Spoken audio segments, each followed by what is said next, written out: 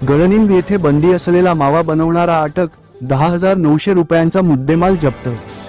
प्रवरासंगम दूरक्षेत्र हद्दीत गळनिंब गावात बंदी असलेला मानवी आरोग्यास घातक मावा तयार करून विक्री करणाऱ्या व्यक्तीस नेवासा पोलिसांनी रंगेहाथ पकडले। आरोपीकडून 10,900 रुपयांचा मावा आणि साहित्य जप्त करण्यात आले आहे। दिनांक 30 एप्रिल 2025 रोजी सायंकाळी गुप्त बातमीदाराकडून मिळालेल्या माहितीनुसार आरोपी अल्लाबक्ष सुभानभाई शेख, वय 38, राहणार गळनिंब, याने आपल्या घरासमोरील टपरीत बंदी असलेला मावा तयार करून विक्री करत असल्याची माहिती पोलीस उपनिरीक्षक संदीप ढाकणे यांना मिळाली। पोलिसांनी पंचासह छापा टाकून सदर ठिकाणी तपासणी केली असता आरोपी मावा तयार करताना आणि विक्री करताना आढळून आला।